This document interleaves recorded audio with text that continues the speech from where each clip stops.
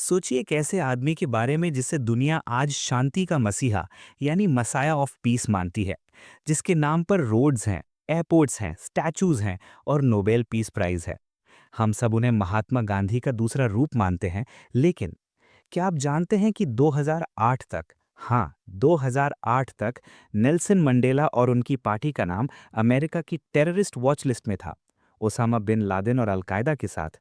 दुनिया की सबसे बड़ी पावर्स अमेरिका की सीआईए और ब्रिटेन की आयरन लेडी मार्गरेट थैचर ने इसे एक डेंजरस क्रिमिनल और टेररिस्ट घोषित कर रखा था। इस आदमी ने 27 साल, अपनी जवानी के सबसे कीमती 27 साल एक 8 बाय 7 फुट की काल कोठरी यानी सेल में बिताए। इसने अपना परिवार खोया, अपने बच्चे खोए, अपनी डिग्निटी खोई।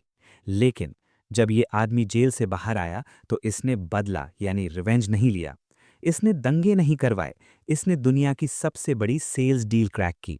इसने उन्हीं लोगों को माफ़ी बेची जिन्होंने इसकी ज़िंदगी बर्बाद की थी, और इसने अपने गुस्सैल लोगों को शांति यानी पीस बेची।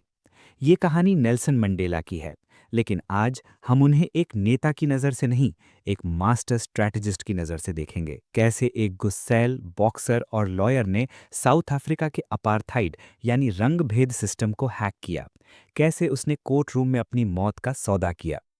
स्वागत है उस मास्टर क्लास में जहां हम सीखेंगे कि सबसे बड़ा प्रोडक्ट प्रोडक्ट नहीं होता, सबसे बड़ा प्रोडक्ट होप होती है, उम्मीद होती है। The market of hate, understanding apartheid. Mandela की साइकोलॉजी समझने से पहले हमें उस नर्क को समझना होगा जिसमें वो रह रहे थे। 1948 में साउथ अफ्रीका में एक नया नियम लागू हुआ, अपार्थाइड।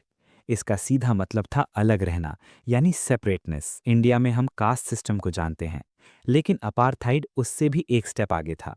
ये लीगल स्लेवरी थी। इमेजिन कीजिए अगर मुंबई या दिल्ली में कानून बन जाए कि अगर आपका रंग सांवला है तो आप बस में नहीं बैठ सकते, आप पार्क की बेंच पर नहीं बैठ सकते और आप अच्छे रेस्टोरेंट्स में नहीं खा सकते। अगर आपने गलती से व्हाइट्स ओनली दरवाजे से एंट्री की तो पुलिस आपको वहीं गोली मार सकती है। सबसे बुरा था द पास लॉज। हर ब्लैक इंसान को अपने ही देश में घूमने के लिए एक पासबुक यानी आईडी रखनी पड़ती थी। ये कोई आधार कार्ड नहीं था, ये एक गुलामी का पट्टा यानी कॉलर ऑफ स्लेवरी था। अगर पुलिस ने सड़क पर रोका और आपके पास पासबुक नहीं है तो सीधा जेल। ब्लैक लोगों की नागरिकता छीन ली गई थी। वो अपने ही देश में एलियंस थे। 80% पॉपुलेशन यानी ब्लैक्स के पास सिर्फ 13% जमीन थी, वो भी सबसे बंजर। ये वो मार्केट था जहां मंडेला को आज़ादी बेचनी थी, लेकिन खरीदने वाला कोई नहीं था। सरकार यानी वाइट्स के पास बंदूकें थीं, पावर थी और पैसा था, और मंडेला के पास सिर्फ शब्दों का जादू और एक जिद्दी दिमाग। The Prince who became a boxer, the origin. Mandela पैदा हुए रोल्हिलाल्हा मंडेला के नाम से। खोसा भाषा में रोल्हिलाल्हा का मतलब होता है शैतान या ट्रबल मेकर, जो पेड़ की डाली हिला दे। ये नाम उनकी किस्मत बन गया। वो एक रॉयल फैमिली से थे। उनके पिता चीफ थे। बचपन में उन्हें सिखाया गया कि एक लीडर गडेरिया की तरह होता है, वो भेड़ों के पीछे चलता है, आगे नहीं। वो उन्हें डायरेक्शन देता है, लेकिन उन्हें लगता है कि वो खुद चल रही हैं। ये मंडेला का लीडरशिप लेसन नंबर 1 था। Lead from behind and let others believe they are in front. लेकिन मंडेला सिर्फ शांत स्वभाव के नहीं थे। जवानी में वो जोहानिसबर्ग भाग गए क्योंकि उन्हें अरेंज मैरिज नहीं करनी थी। वहां उन्होंने देखा कि रॉयल्टी का कोई मतलब नहीं है अगर आपकी चमड़ी का रंग काला है। उन्होंने लॉ की पढ़ाई की और ओलिवर टैम्बो के साथ मिलकर साउथ अफ्रीका की पहली ब्लैक लॉ फर्म खोली। यहाँ हम मंडेला का इमेज कॉन्शियस रूप देखते हैं। वो हमेशा महंगे सूट्स पहनते थे। वो 6 फीट टॉल थे, हैंडसम थे और एक हैवी वेट बॉक्सर की तरह फिट थे। वो जानते थे कि लोग पहले आपको खरीदते हैं, फिर आपके विचार को, आइडियाज को खरीदते हैं। उन्होंने अपनी पर्सनालिटी को एक ब्रांड बना लिया था। कोर्ट रूम में जब वो खड़े होते थे तो वाइट जजेस भी उनकी पर्सनालिटी से डर जाते थे। वो किसी विक्टिम की तरह नहीं, एक बराबर के इंसान की तरह बात करते थे। The pivot, from Gandhi to Guevara, Sharpeville. 1960 तक मंडेला और उनकी पार्टी एएनसी शांतिपूर्वक प्रोटेस्ट कर रही थी। वो महात्मा गांधी के रास्ते पर चल रहे थे, लेटर्स लिखना, पिटिशंस देना, मार्चेस निकालना। लेकिन उनका क्लाइंट यानी सरकार सुनने को तैयार नहीं था। 1960 में शार्पविले मैसेकर हुआ। पुलिस ने शांत भीड़ पर गोलियां चलाईं। 69 लोग मारे गए। उनमें से ज्यादातर की पीठ पर गोली लगी थी, मतलब वो भाग रहे थे। औरतें और बच्चे मारे गए। यहाँ मंडेला ने एक बहुत बड़ा स्ट्रेटेजिक पिवट किया। उन्होंने रियलाइज़ किया कि हम शांति बेच रहे हैं, लेकिन सामने वाला सिर्फ हिंसा की भाषा समझता है। एक पॉइंट के बाद नॉन वायलेंस स्ट्रैटेजी नहीं, सुसाइड बन जाती है। उन्होंने एएनसी के अंदर एक सीक्रेट आर्मी बनाई, उमखोंतो सी विज़वे, जिसका मतलब था स्पीयर ऑफ द नेशन। अब मंडेला गांधी से भगत सिंह बन गए। वो चुपके से देश से बाहर गए, इथियोपिया और अल्जीरिया में गुरिल्ला वॉरफेयर की ट्रेनिंग ली। वहां उन्होंने बंदूक चलाना, बॉम्ब बनाना, माइंस बिछाना सीखा। वापस आकर वो भेष बदलकर घूमने लगे, कभी ड्राइवर, कभी कुक, कभी गार्डनर। मीडिया ने उन्हें नाम दिया द ब्लैक पिम्परनेल। वो पुलिस की नाक के नीचे से निकल जाते थे। The ultimate sales pitch, the Rivonia trial. 1962 में मंडेला पकड़े गए। अमेरिकन सीआईए ने साउथ अफ्रीकन पुलिस को टिप दी थी कि वो ड्राइवर के भेष में जा रहे हैं। उन्हें और उनके साथियों को रिवोनिया में अरेस्ट किया गया। उन पर सैबोटाज और ट्रीजन यानी देशद्रोह का मुकदमा चला। सजा साफ थी, डेथ पेनल्टी, फांसी। गवर्नमेंट चाहती थी कि इन्हें जल्दी से जल्दी लटका दिया जाए ताकि मूवमेंट खत्म हो जाए। यहाँ आता है मंडेला जिंदगी का सबसे बड़ा क्लोज। कोर्ट रूम में उनके लॉयर्स ने कहा, नेल्सन माफी मांग लो, कह दो कि तुमने गलती की, शायद जज तुम्हें फांसी न दे, सिर्फ जेल भेजे। लेकिन मंडेला ने मना कर दिया। उन्होंने कहा, अगर मैं माफी मांगूंगा तो मेरा मूवमेंट मर जाएगा, अगर मैं मरता हूं तो मेरा खून इस मूवमेंट को जिंदा रखेगा। उन्होंने डिसाइड किया कि वो डिफेंस नहीं करेंगे, वो अटैक करेंगे। 20 अप्रैल 1964, Pretoria supreme court. Mandela witness box में नहीं गए जहां उनसे सवाल पूछे जा सकते थे। वो डॉक यानी कटोरा में खड़े हुए। उन्होंने 4 घंटे तक भाषण दिया। ये भाषण हिस्ट्री की सबसे ग्रेट स्पीच मानी जाती है। उन्होंने जज को नहीं, पूरी दुनिया को संबोधित किया। उन्होंने बताया कि क्यों एक शांत आदमी बंदूक उठाने पर मजबूर हुआ। और स्पीच के आखिरी शब्द, वो शब्द जिन्होंने कोर्ट रूम में सन्नाटा यानी पिन ड्रॉप साइलेंस डाल दिया। I have cherished the ideal of a democratic and free society in which all persons live together in harmony. It is an ideal which I hope to live for and to achieve. But if needs be, it is an ideal for which I am prepared to die. माने मैंने एक आज़ाद समाज का सपना देखा है। ये एक ऐसा सपना है जिसके लिए मैं जीना चाहता हूँ, लेकिन अगर ज़रूरत पड़ी तो ये वो सपना है जिसके लिए मैं मरने को भी तैयार हूँ। सोचिए उस मोमेंट को जब उन्होंने जज की आंखों में देखकर कहा, तुम मुझे मार सकते हो लेकिन मुझे हरा नहीं सकते। इस स्पीच ने जज को दुसाहा यानी डिलेमा में डाल दिया। अगर वो मंडेला को फांसी देते तो मंडेला शहीद बन जाते और देश में आग लग जाती। अगर वो छोड़ देते तो सरकार कमजोर दिखती। जज ने बीच का रास्ता चुना, लाइफ इम्प्रिजनमेंट, उम्र कैद। मंडेला को रॉबिन आइलैंड भेजा गया, एक ऐसा आइलैंड जहां से कोई वापस नहीं आता था। वहां उन्हें एक नंबर दिया गया, 466/64। 1964 का 466वां कैदी। अब वो नेल्सन मंडेला नहीं थे, वो सिर्फ एक नंबर थे। लेकिन उन्हें नहीं पता था कि ये जेल उनका एंड नहीं, उनकी यूनिवर्सिटी बनने वाली थी। इमेजिन कीजिए एक ऐसा आइलैंड जो समुद्र के बीच में है, जहां सिर्फ चट्टानें हैं, ठंडी हवा है और सन्नाटा है। रॉबिन आइलैंड, ये साउथ अफ्रीका का काला पानी यानी अंडमान जेल था। यहाँ उन लोगों को भेजा जाता था जिन्हें सरकार सिर्फ कैद नहीं करना चाहती थी, बल्कि जिन्हें वो तोड़ना चाहती थी। 1948, सर्दियों की रात। मंडेला और उनके साथियों को बेड़ियों में बांधकर आइलैंड पर उतारा गया। वार्डर यानी जेलर ने चिल्लाकर कहा, this is the island, here you will die. ये आइलैंड है, यहाँ तुम मर जाओगे। मंडेला को एक छोटी सी सेल दी गई, cell number 5। Size 8 feet by 7 feet, इतनी छोटी कि अगर आप लेटें तो सर दीवार से टकराएगा और पैर दरवाजे से। बिस्तर नहीं था, सिर्फ एक पतली चटाई मैट थी जो ठंडे फर्श पर बिछी थी। टॉयलेट के नाम पर एक लोहे की बाल्टी बकेट थी। रोशनी के लिए एक 40 वॉट का बल्ब जो कभी बंद नहीं होता था। पहले दिन ही वार्डर्स ने उन्हें नंगा यानी स्ट्रिप सर्च किया और उनकी डिग्निटी छीनने की कोशिश की। लेकिन मंडेला ने वहां खड़े होकर एक कसम खाई, तुम मेरे शरीर को कैद कर सकते हो लेकिन मेरे दिमाग को नहीं। यहां से शुरू हुआ मंडेला का सबसे बड़ा ट्रांसफॉर्मेशन। एक घुसैल बॉक्सर और क्रांतिकारी धीरे धीरे एक साधु बनने लगा। कैसे उन्होंने नरक यानी हेल को स्वर्ग यानी हेवन बनाया। The lime quarry, the university of pen. Mandela और उनके साथियों को हार्ड लेबर की सजा मिली थी। उनका काम था लाइम कॉरी यानी चूने की खदान में पत्थर तोड़ना। सुबह से शाम तक तेज धूप में सफेद चूने के पत्थर तोड़ने होते थे। वो सफेद पत्थर सूरज की रोशनी को रिफ्लेक्ट करते थे। रोशनी इतनी तेज होती थी कि वो आंखों को अंधा कर देती थी। मंडेला और उनके साथी कई सालों तक बिना सनग्लासेस के काम करते रहे। इसका नतीजा ये हुआ कि मंडेला की आंखें हमेशा के लिए खराब हो गई, इसलिए वो बाद में कभी कैमरा फ्लैश बर्दाश्त नहीं कर पाते थे। लेकिन इस कॉरी में एक चमत्कार हो रहा था। था। मंडेला ने इस जगह को नाम दिया the university of robin island. पत्थर तोड़ते वक्त प्रिजनर्स आपस में बात करते थे। वो हिस्ट्री डिस्कस करते, पॉलिटिक्स डिस्कस करते, फिलॉसफी डिस्कस करते। जिनके पास एजुकेशन नहीं थी उन्हें मंडेला पढ़ाते थे। उन्होंने वहाँ सिलेबस बना लिया था। मंडेला का sales lesson number 3, turn your struggle into your strength. उन्होंने सोचा, बाहर में बिजी लॉयर था, मेरे पास पढ़ने का वक्त नहीं था, यहाँ मेरे पास वक्त ही वक्त है। उन्होंने जेल में रहकर लंदन यूनिवर्सिटी से लॉ की डिग्री पूरी की। उन्होंने इस्लाम पढ़ा, क्रिश्चियनिटी पढ़ी, मार्क्सिज्म पढ़ा। उन्होंने क्वारी को अपना क्लासरूम बना लिया। Learning the language of the enemy, Afrikaans. यहाँ मंडेला ने वो किया जो उनके साथियों को गद्दारी यानी बिट्रेयल लगा। साउथ अफ्रीका में वाइट रूलर्स बूअर्स की भाषा थी अफ्रीकांस। ब्लैक लोग इस भाषा से नफरत करते थे। वो इसे जुल्म की भाषा यानी लैंग्वेज ऑफ द ऑप्रेसर कहते थे। लेकिन मंडेला ने जेल में अफ्रीकांस सीखना शुरू किया। उन्होंने वार्डर्स से कहा, मुझे अपनी भाषा सिखाओ। उनके साथी वॉल्टर सिसलू कथराडा नाराज हो गए। मदेबा, तुम दुश्मन की भाषा क्यों सीख रहे हो? मंडेला ने जवाब दिया, if you talk to a man in a language he understands, that goes to his head. If you talk to him in his language, that goes to his heart. अगर तुम किसी से उस भाषा में बात करो जो वो समझता है तो बात दिमाग तक जाती है, लेकिन अगर तुम उसकी अपनी भाषा में बात करो तो बात दिल तक जाती है। मंडेला का sales lesson number 4, know your enemy better than he knows himself. Mandela जानना चाहते थे कि ये वाइट लोग हमसे इतनी नफरत क्यों करते हैं, इनका डर क्या है। उन्होंने इनकी हिस्ट्री पढ़ी, इनकी पोएट्री पढ़ी। उन्हें पता चला कि अफ्रीकानर्स यानी वाइट्स खुद को विक्टिम्स मानते हैं। उन्हें डर है कि अगर ब्लैक लोग पावर में आ गए तो वो उन्हें मार देंगे। मंडेला समझ गए कि डर ही इस नफरत की जड़ है। अगर मुझे इस दुश्मन को हराना है तो मुझे इसका डर खत्म करना होगा। इस स्ट्रैटेजी ने आगे चलकर हिस्ट्री बदल दी। Taming the warders, psychological warfare. Robben Island पर वॉर्डर्स बहुत क्रूअल थे। वो प्रिजनर्स पर पेशाब करते थे, उन्हें मारते थे, उन्हें जानवर समझते थे। एक नया वॉर्डर आया, जेम्स ग्रेगरी। वो बहुत सख्त था। वो मंडेला की जासूसी करने आया था। लेकिन मंडेला ने उससे लड़ाई नहीं की। मंडेला ने उससे अफ्रीकांस में बात की।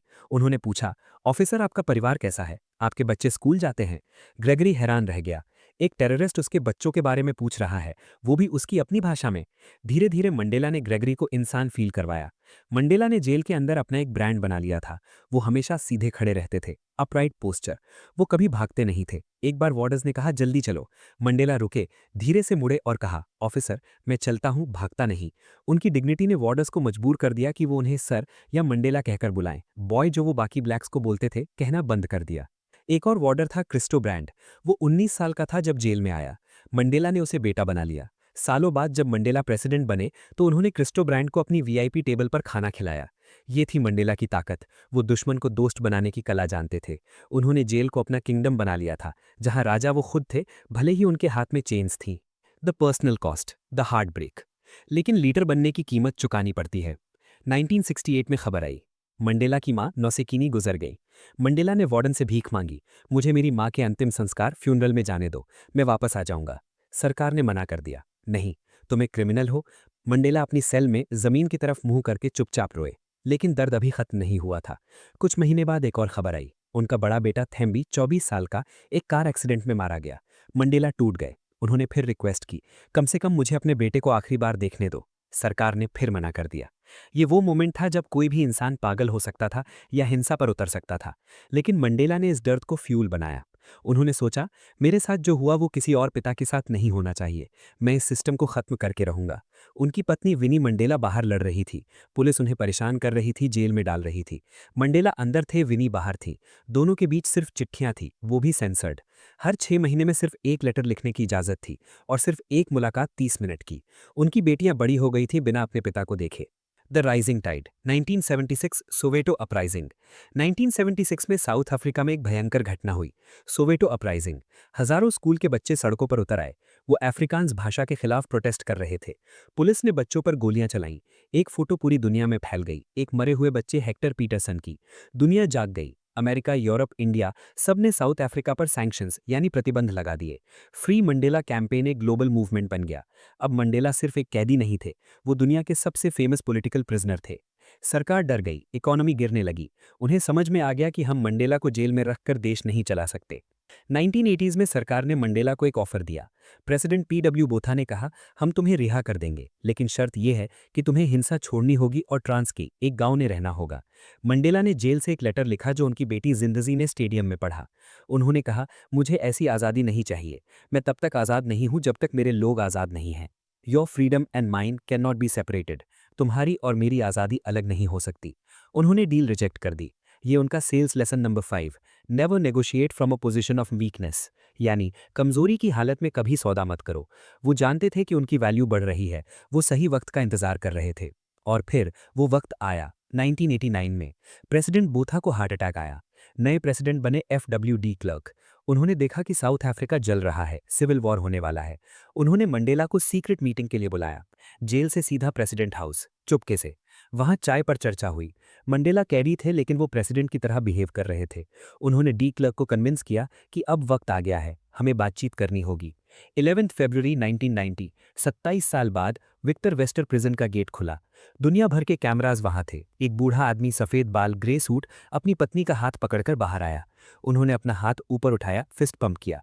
वो आज़ाद थे। लेकिन असली चुनौती अब शुरू होनी थी। देश गुस्से में था। ब्लैक लोग बदला लेना चाहते थे। व्हाइट लोग डर के मारे हथियार जमा कर रहे थे।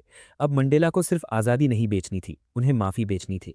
कैसे उन्होंने एक खूनी सिविल वॉर को रोका, कैसे उन्होंने रग्बी वर्ल्ड कप 2005 को यूज़ करके दिलों को जोड़ा, ये हम देखेंगे आगे। 10 अप्रैल 1993 सुबह का वक्त था, सैटरडे मॉर्निंग। जोहानिसबर्ग के एक शांत इलाके डॉन पार्क में एक आदमी अपनी कार से उतरा। वो अभी न्यूज़पेपर खरीद कर आया था। ये आदमी कोई आम इंसान नहीं था, ये क्रिस हानी थे, साउथ अफ्रीका के सबसे पॉपुलर लीडर। मंडेला के बाद ब्लैक यूथ उन्हें भगवान मानती थी। वो कम्युनिस्ट पार्टी के हेड थे और उमखुंतो वे सिजवे यानी ANC की आर्मी के चीफ ऑफ स्टाफ थे। जैसे ही वो अपने घर के ड्राइवे में पहुंचे, एक पोलिश इमिग्रेंट जानुश वॉल्यूश ने उन पर गोलियां चला दी। सर पर गोली लगी। क्रिस हानी वहीं मर गए। खबर आग की तरह फैली। एक वाइट आदमी ने एक ब्लैक हीरो को मार दिया था। साउथ अफ्रीका का बारूद फाइनली फटने वाला था। लाखों गुस्सैल लोग सड़कों पर उतर आए। उनके हाथों में पत्थर थे, पेट्रोल बॉम्ब्स थे और मशेटीज यानी चाकू थे। उनका नारा था, kill the bore, kill the farmer, यानी वाइट्स को मारो। प्रेसिडेंट FWD क्लर्क पावर में थे। पुलिस और आर्मी उनके पास थी। लेकिन डी क्लर्क डर गए। उन्हें पता था कि अगर पुलिस ने गोली चलाई तो आज साउथ अफ्रीका का नक्शा मिट जाएगा। कोई पुलिस फोर्स लाखों लोगों के गुस्से को नहीं रोक सकती थी। उस रात डी क्लर्क ने टीवी पर आने की हिम्मत नहीं की। उस रात नेल्सन मंडेला टीवी पर आए। वो प्रेसिडेंट नहीं थे, वो सिर्फ एक सिटीजन थे। लेकिन उन्होंने देश को संभाला। उन्होंने कहा, आज एक वाइट आदमी ने हमारे हीरो को मारा है, लेकिन मत भूलो, एक वाइट औरत ने ही उस किलर का नंबर नोट करके पुलिस को दिया। उन्होंने गुस्से को डायरेक्शन दी। उन्होंने बदले को इलेक्शन में बदल दिया। उन्होंने कहा, हानि की मौत बेकार नहीं जाएगी। इस मौत के बदले हमें इलेक्शन डेट चाहिए। ये मंडेला का सेल्स लेसन नंबर 6 था। Crisis is an opportunity. उन्होंने सिविल वॉर को टाल दिया और डेमोक्रेसी की डेट फिक्स करवा ली। स्वागत है उस दौर में जहां मंडेला ने बिना कुर्सी का देश चलाया। The bloody transition, the third force. 1990 में जब मंडेला जेल से बाहर आए तो दुनिया को लगा हैप्पी एंडिंग हो गई। लेकिन असलियत कुछ और थी। जेल से बाहर आते ही मंडेला को रियलाइज हुआ कि उनका मार्केट यानी साउथ अफ्रीका पूरी तरह फ्रैक्चर्ड था। एक तरफ वाइट राइट विंगर्स थे जो कहते थे ब्लैक्स को पावर मिली तो हम मर जाएंगे। दूसरी तरफ जुलूस थे, इनका था फ्रीडम पार्टी। ये ब्लैक लोग ही थे लेकिन ये ANC के खिलाफ थे। सरकार यानी थर्ड फोर्स चुपके से जुलूस को हथियार दे रही थी ताकि ब्लैक्स आपस में लड़ मरे। इसे ब्लैक ऑन ब्लैक वायलेंस कहा गया। ट्रेन्स में लोगों को काट दिया जाता था। हॉस्टल्स में मैसेकर होते थे। रोजाना 100-200 लोग मर रहे थे। मंडेला के लिए यह सबसे बड़ा टेस्ट था। उनके अपने लोग उनसे कह रहे थे, मदीबा हमें हथियार दो, हम लड़ेंगे। मंडेला ने कहा, नहीं, अगर हमने हथियार उठाए तो हम वही बन जाएंगे जो वो यानी वाइट्स हैं। उन्होंने डी क्लर्क से सीधा सवाल किया।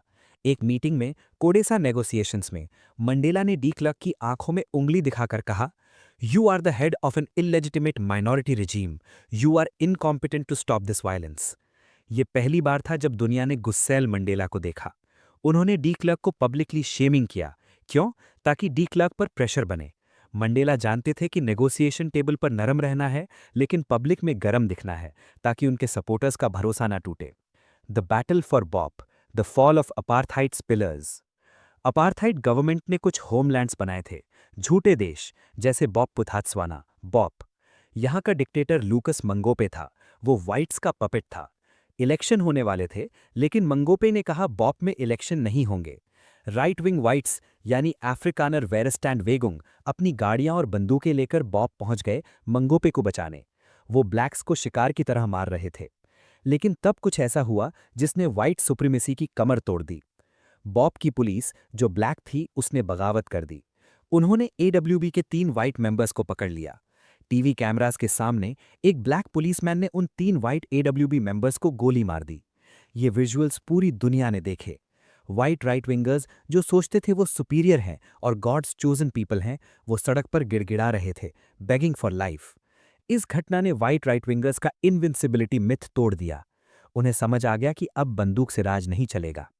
मंडेला ने इस मौके का फायदा उठाया और जनरल कॉन्स्टेंट विल्जियन के साथ एक सीक्रेट डील की। उन्होंने कहा, अगर तुम इलेक्शन में हिस्सा लोगे तो हम तुम्हें इज्जत देंगे, अगर लड़ोगे तो हाँ, हम भी लड़ना जानते हैं। The sunset clause, the ultimate compromise. Election करीब आ रहा था, लेकिन व्हाइट जनरल्स डर रहे थे। उन्हें लगा जैसे ही मंडेला पावर में आएंगे, वो सारे व्हाइट ऑफिसर्स को निकाल देंगे और उनकी पेंशन बंद कर देंगे। ये डर सिविल वॉर करवा सकता था। यहां मंडेला ने अपना सबसे बड़ा रिस्क रिवर्सल सेल्स टैक्टिक लगाया। इसे कहते हैं द सनसेट क्लॉज। इसे जोस लोवो, कम्युनिस्ट लीडर, ने प्रपोज किया था, लेकिन मंडेला ने बैक किया। डील ये थी, भले ही हम यानी ब्लैक्स इलेक्शन जीत जाएं, अगले 5 सालों तक पुरानी सरकार यानी डी क्लर्क की पार्टी हमारे साथ पावर शेयर करेगी। व्हाइट ऑफिसर्स की नौकरी नहीं जाएगी, उनकी पेंशन सेफ रहेगी। एएनसी के लोग पागल हो गए। मदीबा, हम जीत रहे हैं, हम पावर शेयर क्यों करें? मंडेला ने समझाया, हमें घर यानी साउथ अफ्रीका जीतना है, राख का ढेर नहीं। अगर हमने उन्हें कॉर्नर किया तो वो लड़ेंगे, अगर हमने उन्हें सेफ एग्जिट दिया तो वो हमारे लिए काम करेंगे। ये मंडेला का sales lesson number 7, always give your enemy a golden bridge to retreat across. दुश्मन को भागने का एक सम्मानजनक रास्ता दो। इस डील ने व्हाइट आर्मी को शांत कर दिया। 27 अप्रैल 1994 वो दिन आ गया, साउथ अफ्रीका के इतिहास का पहला ऑल रेस इलेक्शन। बम धमाकों की धमकियां थीं, लेकिन सुबह होते ही लंबी लाइन लग गई। किलोमीटर लंबी लाइन थी। उस लाइन में व्हाइट मैडम और उनकी ब्लैक मेड साथ खड़ी थी। अमीर बिजनेसमैन और गरीब मजदूर साथ खड़े थे। मंडेला ने इनांडा यानी क्वाजुलु नताल में वोट डाला। जब वो वोट डालकर बाहर आए तो उन्होंने कहा, ये मेरे जीवन का सबसे गर्व यानी प्राउड दिन है। आज हम सब बराबर हैं। एएनसी ने इलेक्शन जीता 62% वोट से, लेकिन मंडेला ने जश्न नहीं मनाया। उन्होंने डी क्लर्क का हाथ पकड़ा और उन्हें डेप्यूटी प्रेसिडेंट बनाया। उन्होंने व्हाइट जनरल कॉन्स्टेंट विल्जियन को पार्लियामेंट में वेलकम किया। दुनिया हैरान थी, ये आदमी बदला क्यों नहीं ले रहा? क्योंकि मंडेला जानते थे कि इलेक्शन जीतना आसान है, नेशन बनाना मुश्किल है। अब उनके सामने सबसे बड़ी चुनौती थी रग्बी वर्ल्ड कप 2015, एक ऐसा खेल जो ब्लैक्स के लिए नफरत का सिंबल था। मंडेला ने डिसाइड किया कि वो इस खेल को प्यार का सिंबल बनाएंगे। कैसे? चलिए देखते हैं। 24 जून 1995, Ellis Park stadium, Johannesburg. Rugby world cup का फाइनल मैच था, South Africa versus New Zealand, All Blacks. Stadium में 62,000 लोग थे। उनमें से 99% लोग वाइट थे। ये वो लोग थे जो मंडेला को टेररिस्ट मानते थे। ये वो लोग थे जो डर रहे थे कि अब उनका क्या होगा। अचानक टनल से एक 76 साल का बूढ़ा आदमी बाहर निकला। उसने सूट नहीं पहना था। उसने वही ग्रीन एंड गोल्ड जर्सी पहनी थी जो south African rugby team spring box पहनती थी। नंबर 6, कैप्टन फ्रांसिस पीना का नंबर। ब्लैक लोगों के लिए ये जर्सी नफरत का सिंबल थी। अपार्थाइड के दौर में जब ये टीम खेलती थी तो ब्लैक लोग दूसरी टीम को सपोर्ट करते थे। लेकिन आज मंडेला ने वही जर्सी पहनकर स्टेडियम में एंट्री ली। पहले सन्नाटा छाया, फिर एक वाइट आदमी चिल्लाया, नेल्सन। और फिर पूरा स्टेडियम, 60,000 वाइट लोग एक सुर में चिल्लाने लगे, नेल्सन, नेल्सन, नेल्सन। उस मोमेंट में साउथ अफ्रीका बदल गया। मंडेला ने बिना एक शब्द बोले अपने दुश्मनों को अपना फैन बना लिया। उन्होंने सिर्फ जर्सी नहीं पहनी थी, उन्होंने व्हाइट साउथ अफ्रीकन्स का डर पहन लिया था और उसे उम्मीद में बदल दिया था। The captain and the president, sales lesson, wear the customer's shoes. Mandela जानते थे कि पॉलिटिक्स दिमाग से होती है, लेकिन नेशन बिल्डिंग दिल से होती है। उन्होंने देखा कि व्हाइट लोगों का सबसे बड़ा पैशन रग्बी है। एएनसी के लोग चाहते थे कि स्प्रिंगबॉक टीम का नाम और सिंबल बदल दिया जाए। मंडेला ने उन्हें रोका। उन्होंने कहा, नहीं, ये उनका गुरूर है, प्राइड है। अगर हमने ये छीन लिया तो हम उन्हें हमेशा के लिए खो देंगे। उन्होंने स्प्रिंगबॉक कैप्टन फ्रांसिस पीना को चाय पर बुलाया। मंडेला ने उनसे स्ट्रैटेजी डिस्कस नहीं की, उन्होंने उनसे लीडरशिप डिस्कस की। उन्होंने पूछा, कैप्टन, जब तुम्हारी टीम थक जाती है तो तुम उन्हें कैसे उठाते हो? पीएनआर हैरान थे। प्रेसिडेंट उनसे सीख रहा था। मंडेला ने पीएनआर को मिशन दिया, सिर्फ मैच मत जीतना, देश जीतना। जब साउथ अफ्रीका ने फाइनल जीता तो पीएनआर ने कहा, हमारे पीछे सिर्फ 60,000 लोग नहीं थे, हमारे पीछे 43 मिलियन लोग थे। मंडेला ने वाइट लोगों को मैसेज दिया, मैं सिर्फ ब्लैक्स का प्रेसिडेंट नहीं हूं, मैं तुम्हारा भी प्रेसिडेंट हूं। ये मंडेला का sales lesson number 8, adopt the symbols of your enemy to make them your friend. दुश्मन के सिंबल्स को अपना लो, वो तुम्हें अपना लेंगे। The truth and reconciliation commission, the healing. अब सवाल था उन क्राइम्स का क्या जो अपार्थाइड में हुए, उन ब्लैक माताओं का क्या जिनके बेटे पुलिस ने मार दिए, उन वाइट ऑफिसर्स का क्या जिन्होंने टॉर्चर किया। लोग चाहते थे न्यूरेमबर्ग ट्रायल्स, जैसे नाजीज को फांसी दी गई थी। लेकिन मंडेला जानते थे कि अगर ट्रायल्स हुए तो वाइट ऑफिसर्स बगावत या रिवोल्ट कर देंगे, देश फिर टूट जाएगा। यहां उन्होंने बनाया TRC, truth and reconciliation commission. इसका हेड बनाया आर्च बिशप डेस्मंड टुटू को। रूल सिंपल था, सच बोलो, माफी पाओ, फुल डिस्क्लोजर फॉर एमनेस्टी। अगर कोई पुलिस ऑफिसर आकर कोर्ट में सच बता दे कि उसने किसको मारा, कैसे मारा और लाश कहाँ छुपाई, तो उसे जेल नहीं होगी, उसे माफ कर दिया जाएगा। ये कॉन्सेप्ट दुनिया के लिए नया था, रिस्टोरेटिव जस्टिस। ब्लैक विक्टिम्स रोते हुए आते थे, वो सुनते थे कि उनके बच्चों को कैसे जलाया गया, लेकिन एंड में वो ऑफिसर्स को माफ कर देते थे। मंडेला ने कहा, बिना सच के जख्म नहीं भरेंगे और बिना माफी के हम आगे नहीं बढ़ेंगे। इस कमीशन ने साउथ अफ्रीका को सिविल वॉर से बचा लिया। गुस्सा कोर्ट रूम्स में निकला, सड़कों पर नहीं। The economic compromise, don't break the machine. Mandela के पास पावर थी लेकिन पैसा नहीं था। इकोनॉमी वाइट्स के हाथ में थी। बैंक्स, माइंस, फैक्ट्रीज सब वाइट्स के पास थे। ब्लैक लोग चाहते थे नेशनलाइजेशन, यानी सब कुछ छीन लो। मंडेला ने रियलाइज किया, अगर हमने इनकी वेल्थ छीनी तो ये देश छोड़कर भाग जाएंगे और साउथ अफ्रीका भी जिम्बाब्वे बन जाएगा, यानी इकोनॉमिक कोलैप्स। उन्होंने अपने गुस्से को साइड में रखकर इकोनॉमिक प्रैग्मेटिज्म अपनाया। उन्होंने white finance minister Derek keys को अपनी कैबिनेट में रखा। उन्होंने रिजर्व बैंक के वाइट गवर्नर क्रिस टाल्स को नौकरी पर रखा। एएनसी के लोग चिल्लाए, मदीबा, आपने हमें बेच दिया। मंडेला ने समझाया, हम पॉलिटिक्स चला सकते हैं, लेकिन इकोनॉमी ये लोग चलाना जानते हैं, हमें इनकी जरूरत है। उन्होंने स्टॉक मार्केट को क्रैश होने से बचाया। ये मंडेला का sales lesson number 9, keep the experts even if they were your enemies. Experts को मत हटाओ, चाहे वो तुम्हारे दुश्मन क्यों ना हो। The final act, knowing when to leave. 1999 आया, मंडेला का 5 साल का टर्म खत्म हुआ। अफ्रीका में लीडर्स पावर नहीं छोड़ते, वो मरने तक प्रेसिडेंट रहते हैं, जैसे मुगाबे, गद्दाफी। लोग चाहते थे मंडेला लाइफ प्रेसिडेंट बने। पार्लियामेंट उन्हें अनलिमिटेड पावर देने को तैयार थी, लेकिन मंडेला ने कहा, नहीं, मैं जा रहा हूं। उन्होंने कहा, लीडर्स को पता होना चाहिए कि कब आना है और उससे ज्यादा इंपॉर्टेंट कब जाना है। उन्होंने पावर अपने डेप्यूटी थाबू एम्बेकी को दी और रिटायर हो गए। वो कूनू अपने गांव वापस चले गए। उन्होंने दिखाया कि वो कुर्सी से बड़े हैं। उन्होंने साउथ अफ्रीका को सिखाया कि डेमोक्रेसी किसी एक इंसान पर निर्भर यानी डिपेंडेंट नहीं होनी चाहिए। Mandela's ultimate sales lessons for Indian youth. Nelson Mandela की लाइफ से हम आज क्या सीख सकते हैं? Hope is the best product. Mandela ने डर के माहौल में उम्मीद बेची। जब सब कह रहे थे सिविल वॉर होगा, उन्होंने कहा रेनबो नेशन बनेगा। लेसन, लीडर वो होता है जो तब उम्मीद देख सके जब अंधेरा हो। Know your enemies language. उन्होंने जेल में अफ्रीकान सीखी, उन्होंने रग्बी को अपनाया। लेसन, अगर आप किसी को कन्विंस करना चाहते हैं तो उनकी भाषा, कल्चर या इंटरेस्ट में बात करो। कनेक्ट पहले बनता है, डील बाद में होती है। Compromise is not weakness. उन्होंने वाइट्स को पावर शेयर की, उनकी जॉब्स बचाईं। इसे कई लोग कमजोरी मानते थे, लेकिन इसी वजह से साउथ अफ्रीका बचा रहा। लेसन, जिद से देश नहीं चलता, कभी कभी 100% जीतने के लिए 10% देना पड़ता है। Forgiveness is a strategy. Mandela ने माफी इसलिए नहीं दी क्योंकि वो सेंट थे, उन्होंने इसलिए दी क्योंकि उन्हें देश चलाना था। बदला लेने में एनर्जी वेस्ट होती है। लेसन, अपने दुश्मनों को माफ कर दो, लेकिन उनके नाम कभी मत भूलो। Move on, focus on the future. Lead from behind. Mandela ने कभी क्रेडिट नहीं लिया, उन्होंने हमेशा कहा एएनसी ने किया, लोगों ने किया।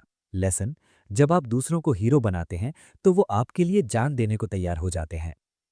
नेल्सन मंडेला 2013 में गुजर गए, लेकिन वो हमें सिखा गए कि इंसान चाहे तो अपने हालात से बड़ा हो सकता है। एक कैदी भी प्रेसिडेंट बन सकता है, एक टेररिस्ट भी शांति दूत बन सकता है। बस शर्त यह है कि आपका सपना आपके डर से बड़ा होना चाहिए। जय हिंद।